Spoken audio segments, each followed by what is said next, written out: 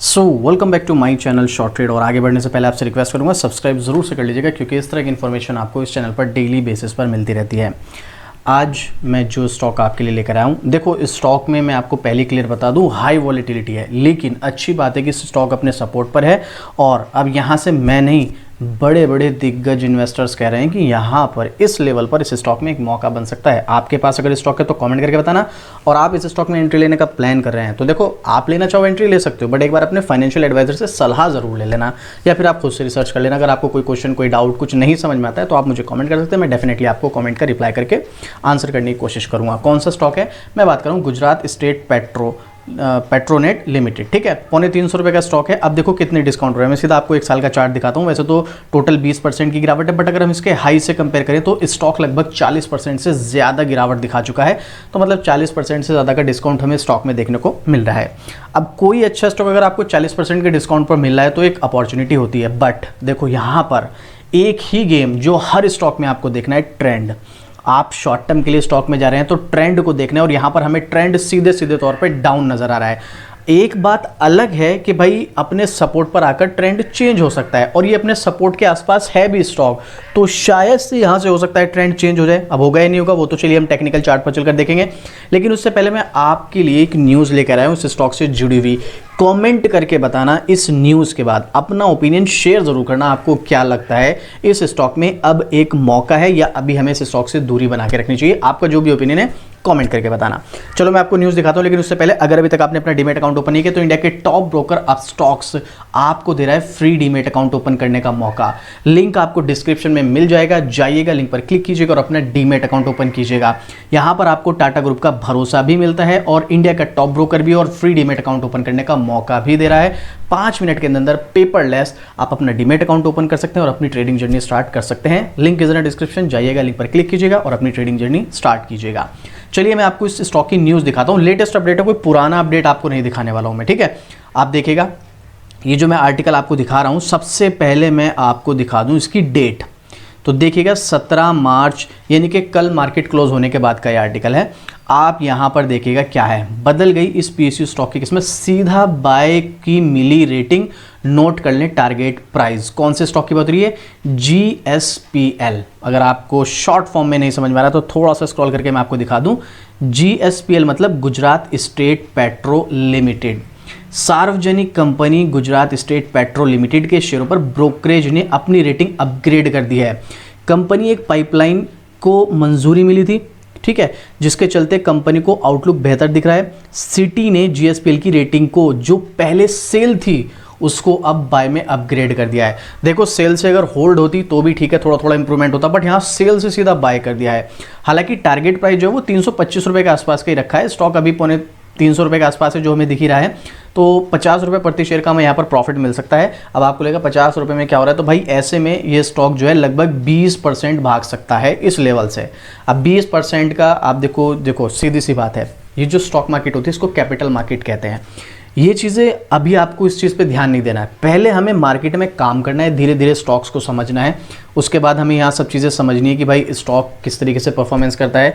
उसके बाद छोटे छोटे प्रॉफिट बनाकर हमको एक बड़ा प्रॉफिट क्रिएट करना है।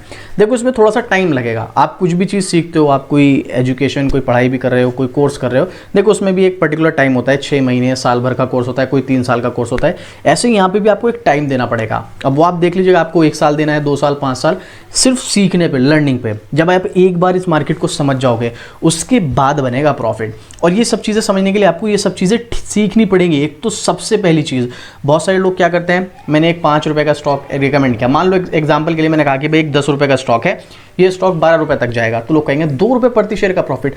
कभी भी आप मार्केट में काम कर रहे हो 2 रुपये का प्रॉफिट मत देखो, परसेंटेज में देखो। 10 रुपये का स्टॉक अगर 12 रुपये पर जा रहा है तो इसका मतलब वहां पर 20% का प्रॉफिट मिल रहा है। हमें हमेशा परसेंटेज पर ध्यान देना है, प्रॉफिट का जो होगा, क्योंकि हम कैसे कैपिटल मार्केट है ना, मैं 1 लाख रुपए इन्वेस्ट करूंगा, 20% का रिटर्न मिलेगा तो कितना बनेगा मेरा 1,20,000, यानी कि मुझे 20,000 का प्रॉफिट हुआ। अब मैं 10 रुपए का स्टॉक में 12 रुपए पे जा रहा है, लेकिन तो मैं एक स्टॉक तो नहीं खरीदूंगा ना, वहां पर कम से कम 10 या 100 स्टॉक खरीदूंगा, तो एक स्टॉक पर मुझे 2 रुपए मिल रहे हैं, 10 पे 20 मिलेंगे, 100 स्टॉक पे मुझे 200 रुपए का प्रॉफिट होगा। तो इसीलिए हमें परसेंटेज वाइज कैलकुलेट करना है। तो यहां पर आप देखोगे तो लगभग 20% का अपसाइड देखने को मिलेगा सीधे सीधे तौर पर। अगर मैं आपको बताऊं, देखो मैं ये नहीं कह रहा हूं कि आप इसमें 1 लाख रुपए लगाओ, लेकिन अगर किसी ने 1 लाख रुपए लगाया तो उस पर 19% का यानी कि 19,000 का रिटर्न मिल सकता है, ऐसा सिटी ब्रोकरेज का मानना है। ये मैं भी अपनी तरफ से नहीं बता रहा हूं, ठीक है। उसके पीछे का रीजन क्या है, चलिए यहां पर सारी डिटेल में जानते हैं आखिर ऐसा क्यों बताया जा रहा है, ये भी आप देख सकते हैं। अंजार पालनपुर पाइपलाइन लेआउट को मंजूरी मिली, मुंद्रा एलएनजी टर्मिनल को ये पाइपलाइन से जोड़ा जाएगा, महेसाना भटिंडा पाइपलाइन से जोड़ा जाएगा। ये पाइपलाइन अभी अंडर यूज्ड है, लेकिन नए कनेक्शन से उपयोग बढ़ सकता है। साथ ही कंपनी कैपेसिटी विस्तार भी कर रही है, इसे 2100 करोड़ कैपेक्स की मंजूरी मिली है। एचपी गैस ग्रिड की क्षमता 3 वर्षों में 31 mm SCMD से बढ़कर 45 mm SCMD हो जाएगी। यहाँ पर इंक्रीमेंट होगा इसकी ग्रिड की क्षमता की। फिलहाल टैरिफ पर कोई सीधा फर्क नहीं पड़ेगा। असर अप्रैल 2024 में PNGRB ने GSPL के हाई प्रेशर नेटवर्क टैरिफ को 47% से घटाकर 41 MMBTU से 18 MMBTU कर दिया था, क्योंकि पूरी कैपेक्स की मंजूरी नहीं मिली थी। अब नई कैपेक्स स्वीकृति के बाद भविष्य में टैरिफ रिवर्सल की संभावना हो सकती है। पेट्रोनेट LNG दहेज टर्मिनल के लिए प्रतिबद्धता बढ़ेगी और सिटी ने इस सेक्टर में GSPL के अलावा गेल और MGL को भी पसंदीदा स्टॉक बताया। देखो ये थोड़ा सा आपको टेक्निकल लग रहा होगा। देखो क्या होता है, मैं आपको बता रहा हूँ। कुछ टाइम पहले या कुछ महीने पहले मैंने एक न्यूज़ शेयर की थी, जिसकी वजह से जो ये गैस वाले स्टॉक थे सारे जितने भी थे, ये पेट्रोनेट, गैस वाले, LNG, ठीक है, जिसमें IGL, MGL, गेल, इस सब के सब स्टॉक बहुत ज़बरदस्त तरीके से गिरे थे। क्यों गिरे थे? क्योंकि यहाँ पर इनकी जो टैरिफ है उनको घटा दिया गया था, उसकी वजह से। मैंने सब कुछ पहले डिटेल में शेयर किया था। उसकी वजह से थोड़ा सा प्रेशर बना था। हालांकि वो एक अपॉर्चुनिटी भी थी वहाँ पर, लेकिन उस टाइम पे बहुत ज़बरदस्त गिरावट देखने को मिली थी। 10-10, 15-15%, 20-20% तक स्टॉक गिर गए थे। अब इसमें है आने वाले टाइम में यहाँ पर टैरिफ रिवर्सल की संभावना बढ़ सकती है। मतलब जो पहले टैरिफ कम किए गए थे उसको दोबारा से बढ़ाया जा सकता है, ऐसा यहाँ पर बताया जा रहा है। ऐसा सिटी ने यहाँ पर बताया है कि स्वीकृति के बाद भविष्य में ये जो टैरिफ रिवर्सल है इसकी बढ़ने की उम्मीद है, जिसके चलते इस स्टॉक को फोकस में किया गया है। इवन सिर्फ इसी को नहीं, इसके अलावा गेल, MGL वगैरह भी यहाँ पर किए गए हैं फोकस में। तो ये एक अच्छी न्यूज़ है, बट इसका इंपैक्ट आपको देखो थोड़ा सा लंबे समय में देखने को मिलेगा। लंबे समय से मतलब कम से कम 1 साल का व्यू तो आपका हो। और वहीं पर अगर इसकी परफॉर्मेंस देखें तो वो सब चीज़ें मैं आपके साथ शेयर कर चुका हूँ। स्टॉक ने 1 साल में कितना रिटर्न दिया है, क्या क्या दिया है, कितने हाई पर चल रहा है।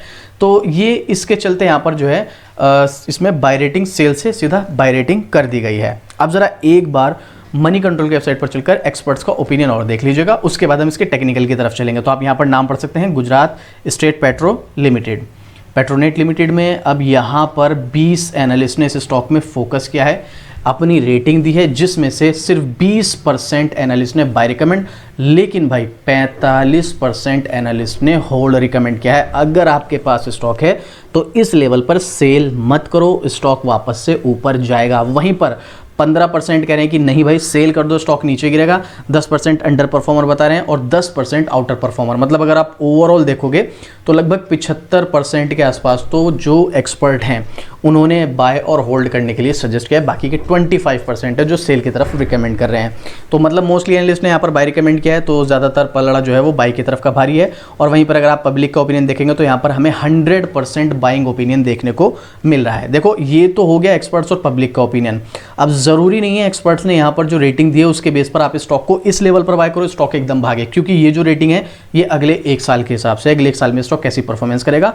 अब शॉर्ट टर्म में क्या रहेगा उसके लिए हमें देखना पड़ेगा टेक्निकल चार्ट। तो उसके लिए आप देख सकते हैं यहाँ पर इसका टेक्निकल चार्ट। जैसा कि मैंने आपको बताया स्टार्टिंग में सपोर्ट लेवल कैसे, मैं इसको पहले जूम आउट करता हूँ, आप समझिएगा।